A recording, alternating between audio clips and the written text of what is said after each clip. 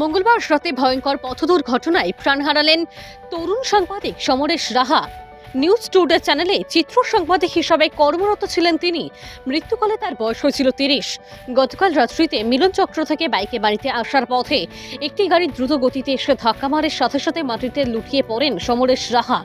পরবর্তীতে স্থানীয় জনগণ দমকল বাহিনীকে খবর দিলে পুলিশ দমকল বাহিনী মিলে হাঁপানিয়া ত্রিপুরা মেডিকেল কলেজে নিয়ে যায়, কিন্তু সমরেশের অবস্থা খারাপ হওয়ায় সংবাদ মাধ্যমের কর্মীরা আগরতলার ILS হাসপাতালে নিয়ে যাওয়ার সময় অ্যাম্বুলেন্সে তার মৃত্যু হয়। বুধবার তার মৃতদেহ ময়নাতদন্তের শেষে পরিবারের হাতে তুলে দেওয়া হয়। সাংবাদিক সমরেশ রাহার মৃতদেহ আজ নিয়ে আসা হয় আগরতলার প্রেস ক্লাবে। সেখানে শেষ শ্রদ্ধা জানান আগরতলা প্রেস ক্লাবের প্রাক্তন সচিব প্রণব সরকার সহ অন্যান্য সাংবাদিকরা। এই দিন সংবাদ মাধ্যমের মুখোমুখি হয়ে সচিব বলেন, সমরেশের মৃত্যু কখনো মেনে নেওয়া যায় না। তার মৃত্যুতে সংবাদ জগতের অনেক ক্ষতি হয়েছে। তার আত্মার চিরশান্তি কামনা করে গভীর শোক ব্যক্ত করেন। রাত্র আনুমানিক 12:15টার দিকে আমরা খবর পাই যে মিলন চক্রে সিএনজি স্টেশনের একটু আগে একটা বাইকের সঙ্গে একটা এসইউভির ধাক্কা লাগে।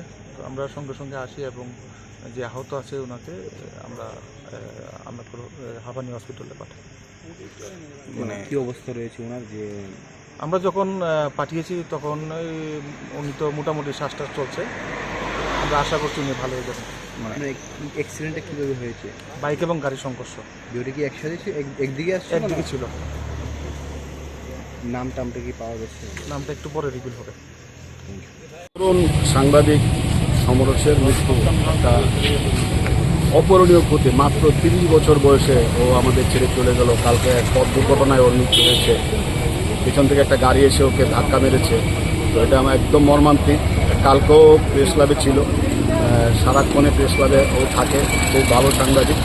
তো আজকে আমরা এখানে এনে ওনাকে শ্রদ্ধা নিবেদন করেছি, আমরা সদ্গতি কামনা করি।